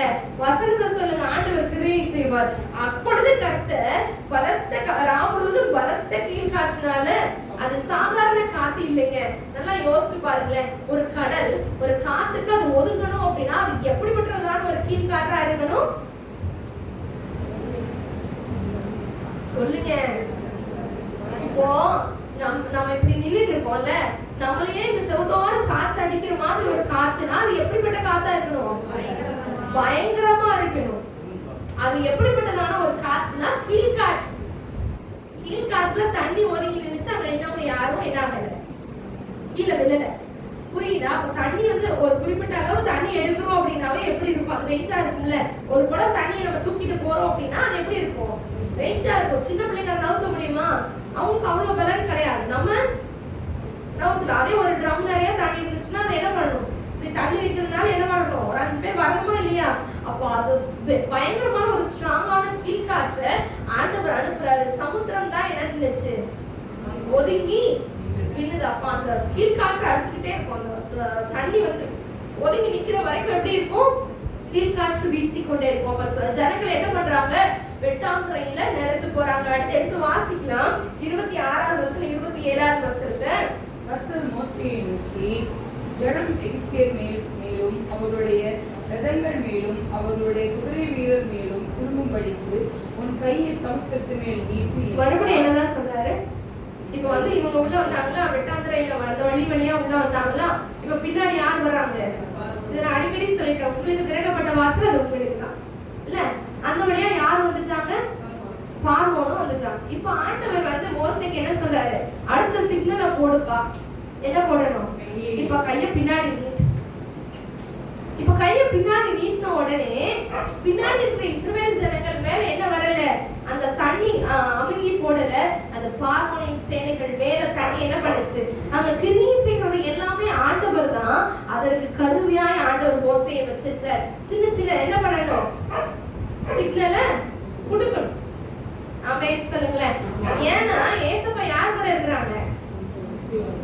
மோசையோட இருக்கிறாங்க. மோசையோட இருக்கிறதுனாலதான் இந்த மாதிரியான ஒரு அற்புதங்களை பார்க்க முடிகிறது. ஆமென் சொல்லுங்களேன். அடுத்து யாத்திராகமம் 17ஆவது அதிகாரம் 3ஆவது வசனம் 3லிருந்து 6ஆவது வசனத்தை வாசிப்போம். அவ்விடத்திலே தண்ணீர் தானமாய் இருந்தபடியால் அவர்கள் மோசேக்கு விரோதமாய் முறுமுறுத்து, நீ எங்களையும் எங்கள் பிள்ளைகளையும் எங்கள் ஆடு மாடுகளையும். இப்ப இந்த சம்பவம் எல்லாருக்கும் தெரியும். இப்ப அவங்களுக்கு ரொம்ப தாகமா இருக்கு. அங்க என்ன பண்றாங்க? தண்ணி இல்லாம இருந்ததுனால அவர்கள் வந்து முறுமுறுக்கிறதே பார்க்கிறோம். அவங்க என்ன பண்றாங்க? முறுமுறுக்கிறதே பார்க்கிறோம். அப்ப அந்த முறுமுறுக்கும் பொழுது என்ன செய்யறாங்க? மோசே போய் நிக்கிறாரு. அப்ப வந்து மோசே கர்த்தரை நோக்கி கூப்பிடுறான். அப்ப கர்த்தர் மோசையை நோக்கி, நீ என்ன பண்ணு? உன் நதியை அடிச்ச உன் கோலை உன் கையில பிடிச்சிட்டு ஜனங்களுக்கு முன்னாடி போ. 6ஆவது வசனத்தை வாசிக்கலாமா? இங்க என்ன சொல்றாருன்னா, நீ உன் கோலை எடுத்துட்டு ஜனங்களுக்கு முன்னாடி போ. 6ஆவது வசனம். அங்கே ஓரேவிலே நான் உனக்கு முன்பாக நீ போ. நீ என்ன பண்ணு? போ. உனக்கு முன்னாடி யார் இருப்பேன்? இப்ப நம்ம ஒரு பிரச்சனையை சந்திக்கிறதுக்கு போறோம் அப்படின்னா அந்த இடத்துல ஆண்டவர் நிற்பார். ஆமென் சொல்லுங்க பார்க்கலாம். நம்ம எந்த இடத்தை நோக்கி நம்ம போயிட்டு இருக்கோமோ அந்த இடத்துல உங்களுக்கு முன்னாடி அதை வேலை செய்யும்படியாய், அதை வெற்றி தரும்படியாய் தேவன் அந்த இடத்துல என்ன பண்றாரு? போறார். ஆமென் சொல்லுங்களேன். அப்ப ஜனங்கள் என்ன பண்றாங்க? போ என்றார். அந்த கண்மலையை அடி. அப்ப அந்த ஜனங்களுக்கு என்ன பண்ணுவார்? தண்ணீர் புறப்படும் அப்படின்னு சொன்னார். இதே மாதிரி என்ன செய்யறாரு? அந்த கோலை கர்த்தர் அவன் கையில கொடுத்த அந்த கோலை வச்சு ஆண்டவர் என்ன செய்யறாரு? அந்த இடத்துல ஒரு தண்ணீரை உருவாக்குகிறார். ஆமென் சொல்லுங்க பார்க்கலாம். அப்ப கர்த்தர் அவனை உருவாக்குன விதமே வேறு. ஆமென் சொல்லுங்களேன். கர்த்தர் மோசேயை உருவாக்குன விதமே வேறதான். நார்மலா ஒரு மனுஷங்களுக்கு நடக்கிற மாதிரி இல்ல. பிறந்த நாள் முதலாய் இந்த நாள் வரைக்கும், பிறந்த நாள் முதலாய் இந்த நாள் வரைக்கும் தேவன் என்ன பண்றாரு? ஒவ்வொரு சூழ்நிலையிலும் ஒவ்வொரு பாதையிலும் ஆண்டவர் அந்த மோசே வித்தியாசமாய் நடத்துகிறார். ஆமென் சொல்லுங்களேன். ஒருவேளை நான் ஓகே ஆண்டவரே நான் முன்னாடி அக்செப்ட் பண்ணாம போயிருந்தா இந்த கோல் இவ்வளவு வேலை செஞ்சிருக்குமான்னு தெரியல, வாக்கு வல்லவன் அல்லன்னு சொன்ன ஒரே வார்த்தை நிமித்தமா ஆண்டவர் அவனுக்கு மாற்று காரியங்களை ஏற்படுத்தி தருகிறார். ஆமென் சொல்லுங்களேன். அப்ப இந்த நாட்கள்ல நம்ம பல நேரங்கள் ஆண்டவர் என்னால முடியலன்னு சொல்லும் பொழுது ஆண்டவர் அதை முடிய பண்ணுவதற்காக நமக்கே காரியங்களை வாய்ப்பு பண்ணுகிற தேவனா இருக்கிறார். ஆமென் சொல்லுங்களேன். அடுத்து பாருங்களேன், யாத்திராகமம் கதை 17ஆவது அதிகாரத்துல 9வது வசனத்துல இருந்து வாசிக்கும் பொழுது ஒரு அமலேக்கியரோட ஒரு யுத்தம் நடக்கிறது. இங்க என்ன நடக்கிறது? அமலேக்கியரோட ஒரு யுத்தம் நடக்குது. அப்ப யோசுவா கிட்ட சொல்றாங்க, நான் மலை மேல நான் போவேன், நீ போய் யுத்தத்தை நடத்து அப்படின்னு சொல்லிட்டு. இப்ப இந்த சம்பவத்துல மோசே தன் கையை ஏறெடுத்திருக்க 11வது வசனத்தை வாசிப்போம். மோசே தன் கையை ஏறெடுத்திருக்கையில் இஸ்ரவேலர் மேற்கொண்டார்கள். அவன் தன் கையை தாழ விடுகையில் அமலேக்கு மேற்கொண்டான். மோசேயின் கை பாவம் தானே, என்ன ஆயிடுச்சு? கையை அசந்து போயிடுச்சு. அப்படி நீங்க இந்த கையை இப்ப என்ன பண்ண முடியல, ரொம்ப டயர்ட் ஆயிடுச்சு. அதனால கையை என்ன பண்ண, கை கீழே நம்மளே சொல்லுங்களேன், கையை உயர்த்தி ஆறாதீங்கன்னு சொன்னாலே என்ன வந்துடும்? ஒரு 2 நிமிஷம் அந்த பாட்டு பாடுறதுக்குள்ள கையை அசந்து போயிடும். அப்போ ஒரு யுத்தம் நடக்குதுன்னா அது முழுசும் மோசையோட கையை என்ன பண்றாரு? நீட்டி இருந்தாதான் செய்யும். இப்ப ஆண்டவர் என்ன பண்றாரு? ஐயோ என் பையன் மோசைக்கு என்ன ஆயிடுச்சு? கை வலிக்குதுப்பா, போங்க. யார் அனுப்புறாரு? ஊரும் ஆரோனும் போய் அவனுடைய கைகளை 2 பக்கமும் தாங்கி பிடிச்சிருந்தாங்க. அவன் கைகள் மேலே உயர்ந்திருக்கும் பொழுது ஜெயம் உண்டாயிற்று. ஆமென் சொல்லுங்களேன். அவன் கைகள் மேலே உயர உயர அந்த இஸ்ரவேலர்கள் அமலேக்கியர்ல முற்றிலுமாய் என்ன பண்ணாங்க? மேற்கொண்டார்கள் என்று வேத வசனம் சொல்லுகிறது. ஆமென் சொல்லுங்களேன். அப்ப மோசையோட கையில எவ்வளவு ஸ்ட்ரென்த் இல்ல, அந்த அசந்து போன கைகளை தான் கொண்டுதான் ஆண்டவர் என்ன செய்யறாரு? ஒரு ஜெயத்தை வச்சிருக்கிறார். அடுத்து எடுத்து வாசிக்கலாம். 32வது அதிகாரம் 31வது வசனத்திலிருந்து 34வது வசனத்தை வாசிக்கும் பொழுது,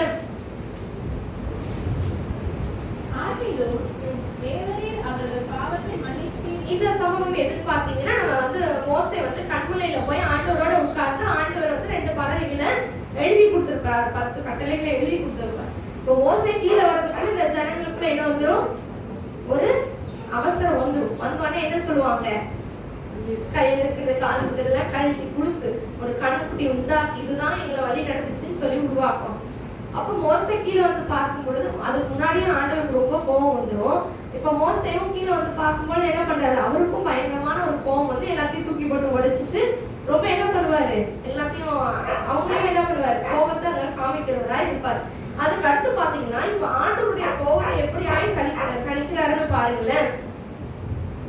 32வது வசனத்தை, தேவரீர் அவர்கள் பாவத்தை மன்னித்தருள்வீர், ஆனால் மன்னித்தருளும் இல்லாவிட்டால் நீர் எழுதின உம்முடைய புஸ்தகத்திலிருந்து என் பெயரா திருப்பி போடும். இப்படி யாராவது சொல்ல முடியுமா? இன்னைக்கு காலையில சங்கீத பகுதி வாசிக்கும் போது யாராவது கவனிச்சீங்களா? நம்ம தாவீது என்ன சொல்லி தோணுறாரு? எடுத்து வாசிக்க பார்க்கலாம். சங்கீதம் இன்னைக்கு வாசிச்ச சங்கீத பகுதியில வாசிக்கும் பொழுது பாருங்களேன். சங்கீதம் 69 28வது வசனத்துல, ஜீவ புஸ்தகத்திலிருந்து அவர்கள் பேர் திருக்கப்பட்டு போவதாக நீதிமான்கள் பேரோட. ஆமா, அதுக்கு முன்னாடி பாத்தீங்கன்னா அவர் ரொம்ப என்ன சொல்லுவாங்க, என்னோட அக்கிரமக்காரங்க இப்படி சிந்தை கொள்றாங்க அப்படி இப்படி நிறைய பேசியிருப்பாரு. அவ்வளவு மத்தவங்க பண்ற தப்பையெல்லாம் கம்ப்ளைண்ட்ஸ் பண்ணிட்டு அவன் பேரெல்லாம் என்ன பண்ணுங்க? ஜீவ புஸ்தகத்துல இருந்து கிறுக்கி போடுங்க. ஆனா இந்த மோசே என்ன சொன்னாரு, தப்பு பண்ணவங்களுக்காக சொல்லல, என் பேரை கிறுக்கி போடுங்க. ஏன்னா மோசேக்கு தெரியும் ஆண்டவர் என் கூட இருக்கிறாரு, இந்த டீலிங்க்கு ஆண்டவர் என்ன பண்ண மாட்டாரு, இந்த டீலிங் ஆண்டவர் ஒத்துக்குவாரா? ஏன்னா மோசே ஆண்டவர் அவ்வளவு நேசிக்கிறாருன்னு சொல்லி மோசேக்கு தெரியும். அதனால என் பேரை கிறுக்கி போடுங்கன்னு சொன்னா ஆண்டவர் என்ன பண்ணுவாங்க, அந்த டீலிங் எப்படி பாருங்க, நீங்க அவங்கள மன்னிக்க முடியும்னா மன்னிங்க, அப்படி மன்னிக்க முடியாதுன்னா என் பேரை கிறுக்கிங்க. இதுல ஆண்டவருக்கு எது நாட் ஓகே? மோசே பேரை திருக்க வேண்டாம். ஆண்டவருக்கு எது வேண்டாம்? மோசே பேரை திருக்க வேண்டாம். ஆனா மோசே என்ன சொல்றாரு, அவங்கள மன்னிக்கிறதுனா மன்னிச்சிருங்க, அப்படி மாட்டேன்னு நீங்க சொன்னீங்கன்னா என் பேரை திருக்குங்க. இப்ப ஆண்டவருக்கே சாய்ஸ் கொடுக்குற அளவுக்கு மோசே வளர்ந்துட்டாரு. அவன் சொல்லுங்களேன், மோசே ஆண்டவருடைய முகத்தை பார்க்கறதுக்கு பயந்ததுனால முகத்தை மூடிக்கொண்ட இந்த மோசைய ஆண்டவர் எப்படி மாற்றி இருக்கிறாரு, கர்த்தரோட டீலிங் பேசுற அளவுக்கு மாத்தி இருக்கிறார். ஆமென். ஆனா ஆண்டவர் என்ன சொன்னாரு, உன் பேரை நான் திருக்க மாட்டேன்ப்பா. என்ன சொன்னாரு, உன் பேரை என்ன செய்ய மாட்டேன், நான் திருக்க மாட்டேன். எவன் எனக்கு விரோதமாய் பாவம் செஞ்சானோ அவன் பேரை தான் திருக்கி போடுவேன். இப்ப நீ என்ன பண்ணு, போய் நான் உனக்கு சொன்ன இடத்துக்கு ஜனங்களை அழைச்சு கொண்டு போ, என் தூதனானவர் உனக்கு முன் செல்வார். ஆனாலும் உனக்காக நான் இப்ப இந்த பனிஷ்மெண்ட் கொடுக்கல, ஆனாலும் நான் விசாரிக்க வேண்டிய நாள்ல என்ன பண்ணுவேன், விசாரிப்பேன். ஆனா இந்த மோசே எப்படிப்பட்டவனாய் இருக்கிறான், பரிந்து பேசுகிறவனாய் இருக்கிறார். ஆமென் சொல்லுங்க பார்க்கலாம். அப்ப இந்த பரிந்து பேசுகிற இந்த மோசே, ஆமென் சொல்லுங்களேன், அப்ப அவனுக்கு விரோதமா முறுமுறுத்தவங்களுக்காக இவ பரிந்து பேசுகிறார். இந்த நாள்ல நமக்கு விரோதமாய் முறுமுறுக்கிறவங்க, நமக்கு விரோதமாய் பேசுறவங்களுக்காக நாம ஆண்டவர்கிட்ட எப்படிப்பட்டவங்களா இருக்கணும், பரிந்து பேசுகிறவங்களா இருக்கணும். நம்மள ஒருவேளை நெருக்கப்படுத்துகிற நம்மளுடைய மேல இருக்கிறவங்களா இருக்கலாம், இல்ல நம்ம சொந்தக்காரங்களா இருக்கலாம், நம்மள வார்த்தைகளினால தூஷித்து நம்ம வார்த்தைகளினால நம்மள காயப்படுத்துகிறவர்கள நாம எப்படிப்பட்டவர்களா இருக்கணும். நம்மள ஆண்டவர் ரொம்ப நேசிக்கிறார். நம்மள யாராவது பேசினார் வைங்களேன், ஆண்டவர் உடனே வந்து களத்துக்கு வந்துடும். ஆமென் சொல்லுங்களேன். இன்னும் 2-3 சம்பவங்களை பார்க்கும் பொழுது யாத்திரை 33:11 வாசிப்போம். நேரம் குறைவா இருக்கிறதுனால நான் வேகமாய் முடிக்கிறேன். ஒருவன் தன் சிநேகிதனோட பேசுவது போல கர்த்தர் மோசேயோட முகமுகமாய் பேசினார். ஆமென் சொல்லுங்களேன். இப்ப இந்த இடத்துல வந்து யோசுவாவும் வராரு. வாலிபன் அந்த ஆசரிப்பு கூடாரத்தை விட்டு பிரியாது இருந்தான். இந்த யோசுவாவுக்கு எல்லாமே தெரியும். மோசேயும் ஆண்டவர் யாரு, ஃப்ரெண்ட்ஸ். இந்த மோசே அதுக்கப்புறம் எப்ப வந்தாரு, புதிய ஏற்பாட்டுல வந்தாரா? ஆமென் சொல்லுங்களேன். மோசே இயேசுவானவரோடு மோசேயும் எலியாவும் பேசுகிறவர்களாய். அப்ப மோசேயும் ஆண்டவர் எவ்வளவு ஃப்ரெண்ட்ஸா இருப்பாங்க. இயேசு பார்க்கணும்னா மோசே வந்திருக்கிறார் இல்ல, அவருடைய ஒரே பேரான குமாரன் இந்த உலகத்துக்கு அனுப்புனாரு. அவரோட பேசுறதுக்கு மோசேவையும் எலியாவையும் வச்சிருக்காரு. இந்த 2 மோசேவும் எலியாவும் தான் பாத்தீங்கன்னா போதும் நான் வேணான்னு சொன்னேன். ஆமென் சொல்லுங்களேன். ஆமென் சொல்லுங்க. அப்ப ஆண்டவர் இந்த நாட்கள்ல என்னையும் உங்களையும் தெரிஞ்சிருக்காரு அப்படின்னா மோசையோட நான் இந்த மாதிரி உங்க கூட இருப்பேன். ஆமென் சொல்லுங்களேன். நம்ம எந்த சூழ்நிலையில இருந்தாலும் சரி, நம்மளை சுத்தி ஒண்ணுமே இல்ல, நம்மளோட எதிர்காலம் எப்படி இருக்கும் நம்ம நினைக்கலாம், நாளைய தினம் நம்மளுக்கு எப்படி இருக்கும்னு நம்ம நினைக்கலாம். ஆனா ஆண்டவர் சொல்லுகிறார், நான் மோசை கூட இருந்த மாதிரி உங்க கூட இருப்பேன். ஆடு மேய்ச்சிட்டு இருந்தேன், நான் நிம்மதியா தானே இருந்தேன். ஆனா ஆண்டவர் மறுபடியும் ஏன் இத்தப்படி அதுக்கப்புறம் பாத்தீங்கன்னா நிறைய சொல்லியிருப்பாரு, நான் என்ன இத்தனை பேரையும் தகப்பன் சுமந்துட்டு போற மாதிரி என்னை சுமக்க வச்சுட்டீங்களே, நான் இத்தனை பேரையும் நானா பெற்றேன் அப்படிலாம் கேட்டாரு. ஆமென் சொல்லுங்களேன். அப்படியும் என்ன பண்ணாரு, கேட்டாரு. ஆனா ஆண்டவர் என்ன செய்யறாரு, ஒவ்வொரு நாள் இப்ப நான் வந்து மோசையினுடைய காரியங்களை பார்க்கும் பொழுது ஆண்டவர் கோபமா இருந்தா ஆண்டவரோட கோபத்தை என்ன பண்ணுவாரு, கண்ட்ரோல் பண்ணுவார். மோசே கோபம் ஆயிட்டாருன்னா ஆண்டவர் கூல் பண்ணுவார். ஃப்ரெண்ட்ஸ்குள்ள இதுதானே நடக்கும். ஃப்ரெண்ட்ஸ் அப்படின்னாவே ஒருத்தர் கோபமா இருந்தா என்ன பண்ணுவாங்க, இன்னொருத்தவங்க என்ன செய்வாங்க, சரி விடு அப்படின்னு. அந்த மாதிரி ஒருவன் தன் சிநேகிதனோடு பேசுவது போல கர்த்தர் மோசையோட பேசினார். ஆமென். அப்ப இன்னைக்கு ஆண்டவர் நம்ம கூட எப்படி பேசுறார், முகமுகமா பேசுறாரா, ஒரு சிநேகிதனோடு பேசுறது போல பேசுறாரா? ஆண்டவர் நமக்கு சிநேகிதனா இருக்க வேண்டும் என்று விரும்புகிறார். ஆனா நாம என்ன பண்றது இல்ல, உலக ஃப்ரெண்ட்ஸை தேடி போறோம். நல்லா ஞாபகம் வச்சுக்கோங்க, ஏசப்பா மாதிரியான ஒரு பெஸ்ட் ஃப்ரெண்ட் இந்த உலகத்துல தேடவே முடியாது. ஏசப்பா மாதிரியான ஒரு பெஸ்ட் ஃப்ரெண்ட் இந்த உலகத்துல நீங்க கண்டுபிடிக்கவே முடியாது. ஆமென் சொல்லுங்களேன். அப்படி ஆண்டவருக்கும் மோசேக்கும் இருந்த ஐக்கியம் ரெண்டு பேருக்குள்ளே ஒரு பேலன்ஸ்டா இருந்துச்சு. ஆண்டவர் கோவமா நான் உங்களை அழிக்க போறேன்னு சொன்ன உடனே இவர் போய் குறுக்க நிற்பாரு. மோசேக்கு ஒரு பிரச்சனை, நான்லாம் இவங்களெல்லாம் பார்க்க முடியாதுன்னு சொல்லும் போது ஆண்டவர் அதற்கான வேற வழி வாசல்ல சரி ஓகே கூப்பிடலாம் கூப்பிடு, உன் மேல இருக்கிற ஆவிகளை என்ன பண்ணுவேன் அவங்க மேல வர வைப்பேன் அப்படின்னு சொல்லி ஆண்டவர் அப்படியாய் மோசே நடத்தினார். இன்னும் ரெண்டு காரியங்களை சொல்லுகிறேன் இந்த வசனத்துக்கு ஆதாரமா. நீ மறுபடியும் யோசுவா 1ஆவது அதிகாரம் 5வது வசனத்தை வாசிக்கும் பொழுது,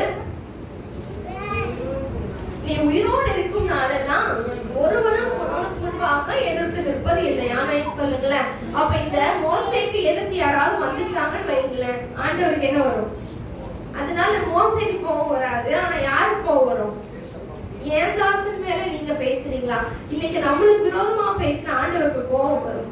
ஆமென் சொல்லுங்களேன். விசுவாசிக்கிறவங்க ஆமென் சொல்லுங்களேன். உங்களுக்கு விரோதமா யாராவது பேசுனாங்கன்னா ஆண்டவருக்கு கோபம் வரும். ஆனா இந்த மோசேக்கு அதுக்கெல்லாம் கோபமே வராது. நீங்களே கோபப்பட்டு நீங்களே கத்தி கத்தி பேசிட்டு இருந்தீங்கன்னா ஆண்டவர் சரி அவனே கோபப்பட்டான் அப்படி விட்டுருவாங்க. நம்ம ஆரோனும் மிரியாமும் என்ன செய்யறாங்க சொல்லுங்களேன்? மோசேக்கு விரோதமா முறுமுறுக்கிறாங்க. என்ன ஆகும்? 12வது அதிகாரத்துல முதல் 3 வசனங்களை வாசிக்கும் பொழுது எதுக்காக தெரியுமா? அவன் சொந்த சகோதரன் நிமித்தமா அவங்களுக்கு கோபம் வரல. அவன் கல்யாணம் பண்ணிட்டு வந்திருக்கிற அந்த எத்தியோப்பியா ஸ்திரீ நிமித்தம் முறுமுறுத்தாங்களாம். என்ன செய்யறாங்க? யார் நிமித்தமா? எத்தியோப்பிய ஸ்திரீ நிமித்தமா. யாரு விரோதமா? மோசேக்கு விரோதமா. ஆனா ஆண்டவருக்கு என்ன, யாருனாலும் நீ பேசினா என்ன, என் பிள்ளைக்கு விரோதமா நீ என்ன பண்ணக்கூடாது. எல்லாம் 2 பேர் கிளம்பி வாங்க, ஆசிரியர் கூடாரத்துக்கு முன்னாடி வந்து நில்லுங்க. ஆண்டவர் அவர் எப்படி பேசுறாருன்னா அந்த என்ன 12வது அதிகாரத்துல வாசிப்போமா?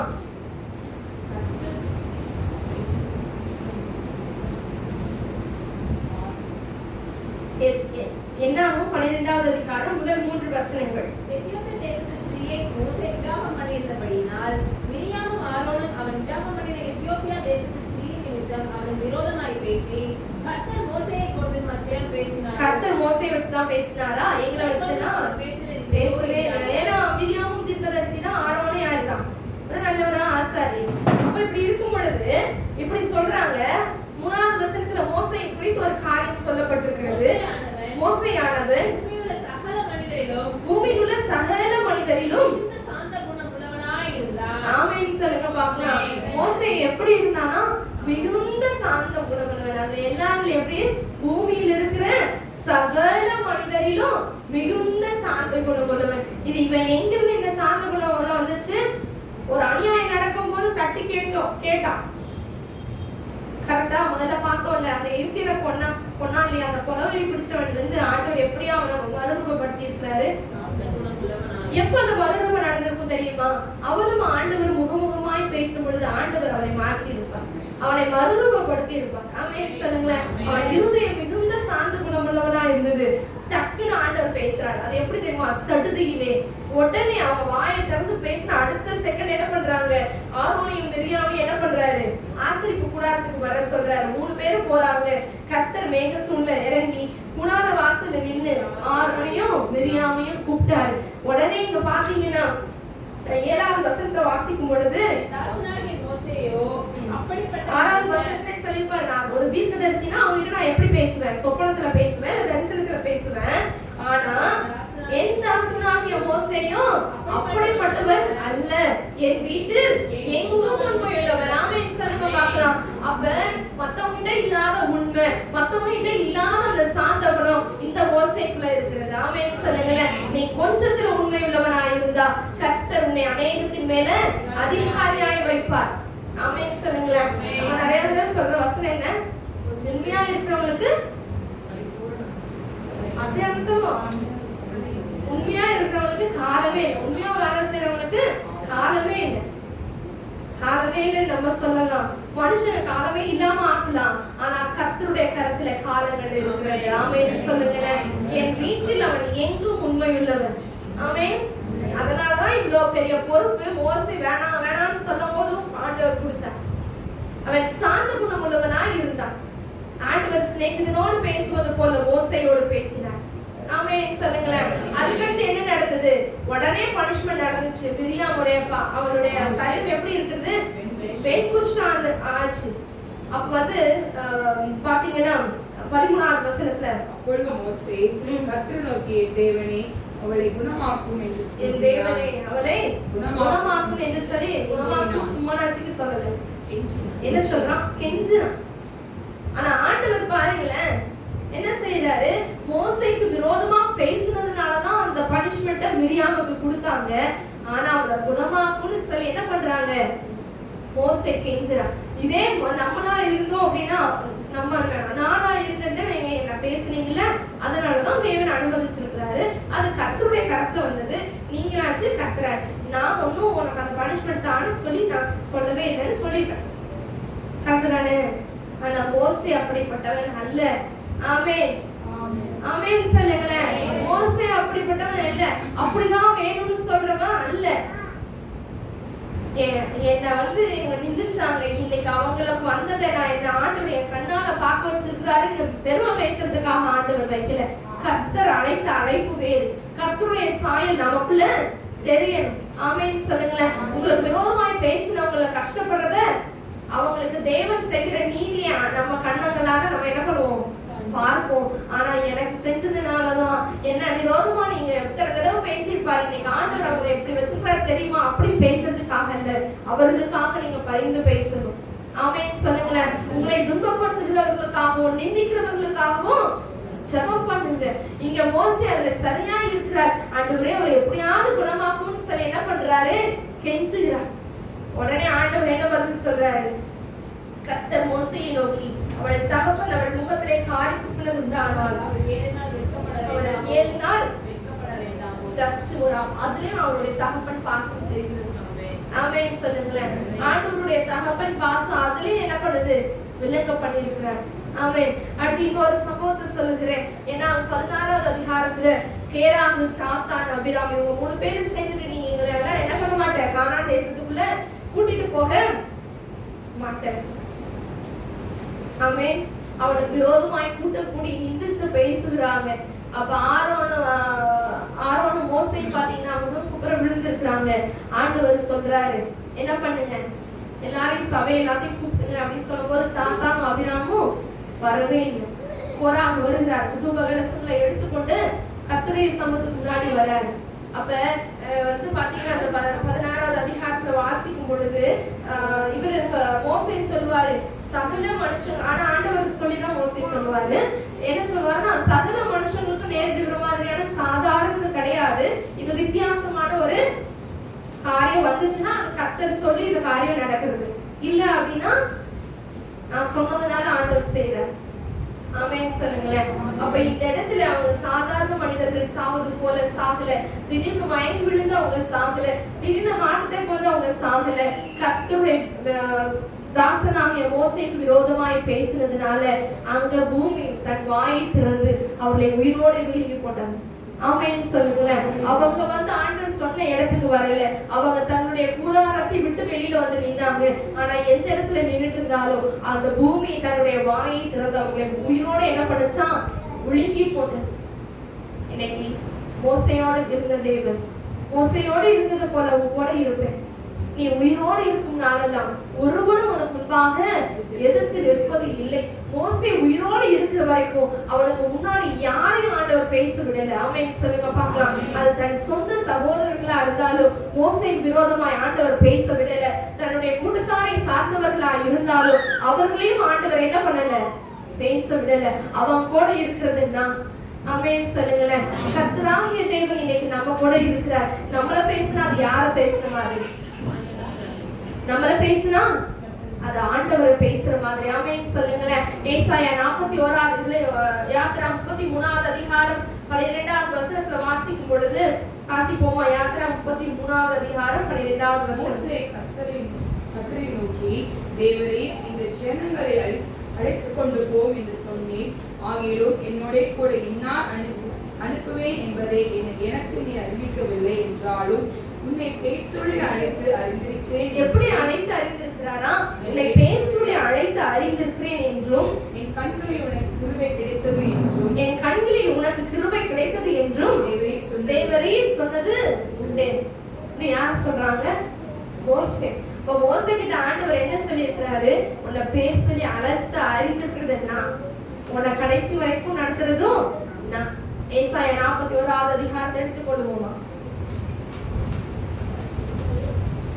9வது வசனத்துல நான் பூமியின் கடையாந்தரங்களிலிருந்தும் உன்னை எடுத்து அதன் எல்லைகளில் இருந்து அழைத்து வந்து நீ என் தாசன், நான் உன்னை தெரிந்து கொண்டேன், நான் உன்னை வெறுத்து விடவில்லை என்று சொன்னேன். இப்ப பாருங்க, நிறைய நேரத்துல நம்ம ஒரு தனிமையான சூழ்நிலையில இருக்கும்போது நம்ம என்ன சொல்லுவோம்? ஆண்டவரே, நீங்களும் என்னை என்ன பண்ணிட்டீங்க? கைவிட்டுட்டீங்களா? இந்த மனுஷங்க தான் என்னை கைவிட்டாங்க, நீங்களும் என்னை கைவிட்டுட்டீங்களான்னு சொல்லி நம்ம கேட்கக்கூடிய சூழ்நிலைகள்லாம் இருந்திருக்கும்.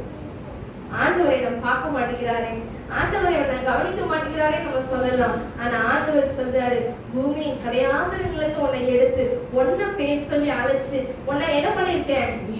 நீ என்னோட தாசன். ஆமென் சொல்லுங்களேன். நீ என்னோட தாசன், நான் உன்னை தெரிந்து கொண்டேன், நீ என்னுடையவன். ஆமென் சொல்லுங்களேன். அடுத்த வசனங்களை எல்லாம் வாசிக்கும் பொழுது, நீ பயப்படாத, நான் உன் கூட இருக்கிறேன், திகையாதே, நான் உன் தேவன், நான் உன்னை பலப்படுத்தி உனக்கு சகாயம் பண்ணுவேன். ஆமென் சொல்லுங்களேன். ஆண்டவர் நம்மை பலப்படுத்துகிற தேவன், நமக்கு சகாயம் செய்கிற தேவன். அவர் நீதி உள்ள நியாயாதிபதி. நமக்கு விரோதமாய் யார் பேசினாலும் சரி, நமக்கு விரோதமாய் யார் எழுப்பி நின்றாலும் சரி, கர்த்தர் நீதி செய்கிற தேவனாய் இருக்கிறார். ஆமென். கர்த்தர் நீதி செய்கிற தேவனாய் இருக்கிறார். ஆனா ஆண்டவர் எதிர்பார்க்கிற அந்த சாந்த குணம் உள்ளம், அந்த சாந்த குணம், ஆண்டவர் எதிர்பார்க்கிற அந்த உண்மையான காரியங்கள் ஆண்டவர் நம்ம கிட்ட எதிர்பார்க்கிறார்.